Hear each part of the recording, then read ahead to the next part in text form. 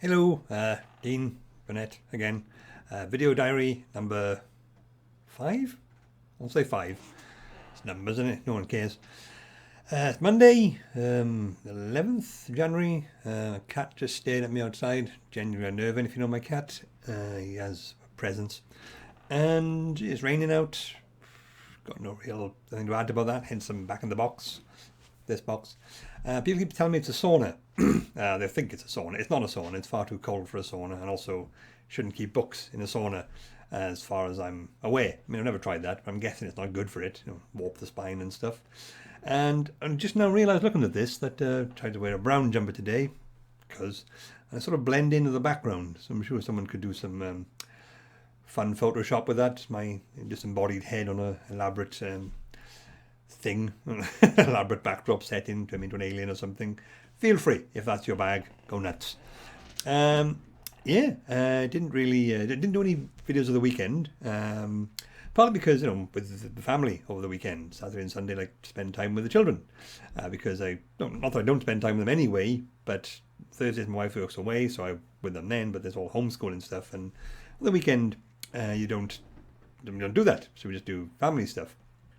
Insofar as that's an option, because lockdown, nothing's really open, can't go anywhere tangible really. So yeah, it's a fun time of things, but I guess part of me thought, well, I could just keep the video going then, I'm just ad-libbing stuff anyway. I'm just talking about the stuff that comes to the top of my head.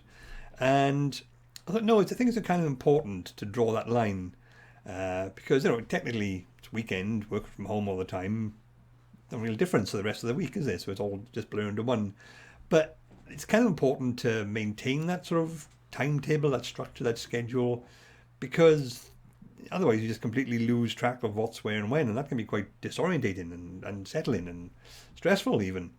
And, I think people find that it's not so bad over Christmas, like that period between Christmas Day and New Year's Eve.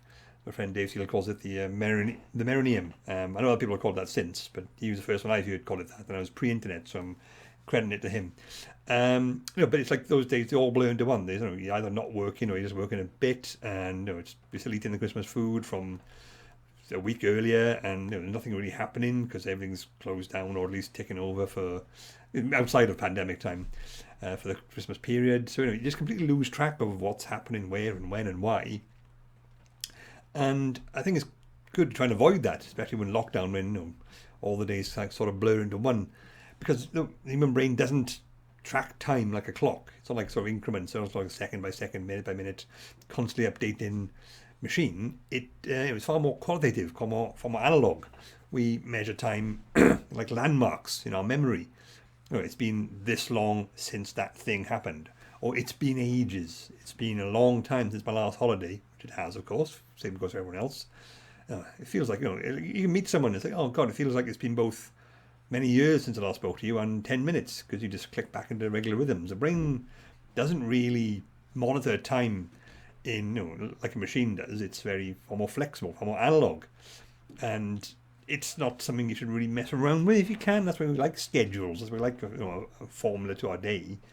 And when you start giving that up, it becomes kind of messy. You just lose track of what's going on where, and then everything sort of becomes this big blancmange of different things happening randomly. And I think that's a lot of lockdown stress will have come from that, I personally think, in that everyone's days have the exact same properties. There's nothing to distinguish the passage of time, especially in January when everything's kind of grey out, the weather's consistent, nothing's really happening anyway.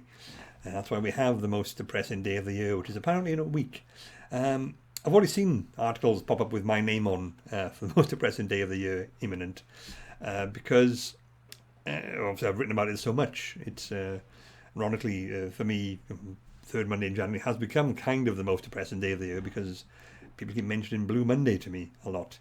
You just Google Dean Burnett Blue Monday Guardian, you'll find my various output on the matter, and it's kind of, I stopped eventually. I mean, I occasionally nod to it to say like this is a thing people are talking about, but got to the point I was worried if I stop talking about it, will it go away? So why got to the point where me whining about it was the main thing, keeping it in in the mainstream. Not that I'm a huge name or anything, but look, I was constantly banging on about it in my my own inimitable way, shall we say. Yeah, actually, Blue Monday is the reason I do this, so I got to be right in the first place. So I kind of should thank it in a way, but I'm not going to. It's really annoying. And yeah, but so like that's one temporal landmark.